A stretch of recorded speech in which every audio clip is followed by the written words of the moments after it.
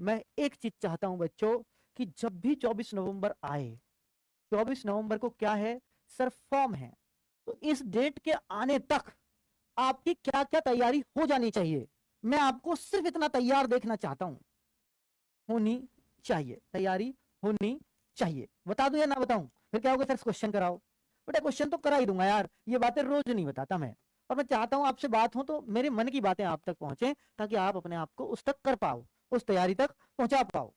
जैसे अब बोलूं कि भाई क्या तैयारी होनी चाहिए, तो मैं उन बच्चों से कहना चाहूंगा कि मुझे सिर्फ इतने तैयार चाहिए हो आप कि सर हिंदी मेरी हर सेट में 15+ हो जाती है, कैसा भी कोई सेट ले आए 15+, जो भी आप प्रीवियस ईयर करा रहे हो। और लास्ट के अगर अगर लगातार आपकी 3 सेटों में मेरे साथ 15+ हो गई, तो मैं मान लूंगा आपकी हिंदी 15+ है।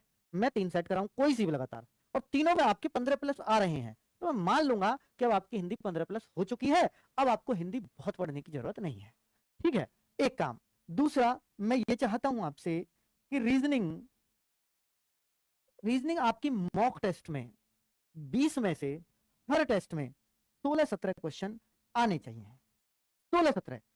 क्या इतना काम मुझे दे सकते हो 24 नवंबर तक? अब आप कहो सर ये कैसे होगा, रीजनिंग सबसे आसान सब्जेक्ट, सबसे हिंदी से भी आसान। हाँ, हिंदी से भी आसान। अगर आप इसके एक चैप्टर को पढ़ लो, और उसकी आपको जीडी की बुक भी दी है ना हमने, उसी चैप्टर की जीडी की बुक से प्रैक्टिस कर लो, बस वो चैप्टर पूरा खत्म कर दो, और फिर जीडी की कोई क्लास मत लो। सिर्फ करना चाहो तो प्रैक्टिस सेट कर लेना, और 16-17 आपके आ रहे हैं तो आप टेंशन फ्री हो जाओ। इतना काम कर लोगे 24 नवंबर तक। साथ में मैथ्स एक बार गो थ्रू हो जाना, चाहे उसमें नंबर आए या ना आए।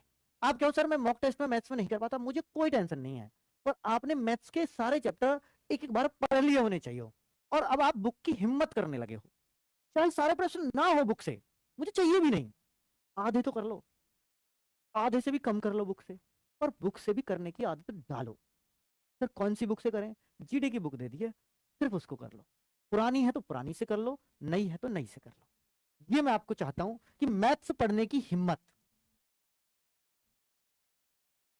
हिम्मत यानी आपका प्रैक्टिस फेज शुरू करना है। फिर चाहे नंबर आए मैथ्स में ना आए, चिंता नहीं है। और जीएस ये तो लगातार पढ़ना पड़ेगा, इसको मैं नहीं कह सकता अभी कि कितना हो कितना ना हो। अगर इसमें 4-5 नंबर भी अभी कर पा रहे हो, ठीक है यार, हो जाएगा। ठीक है, तो इसकी बहुत टेंशन लेने की आवश्यकता नहीं है, पर इतनी वीक ना हो कि हमें कुछ भी ना आता हो। थोड़ा थोड़ा थोड़ा थोड़ा, चाहे नवीन सर का प्रैक्टिस स्टडी पढ़ो, पर थोड़ा थोड़ा थोड़ा थोड़ा पढ़ते रहना।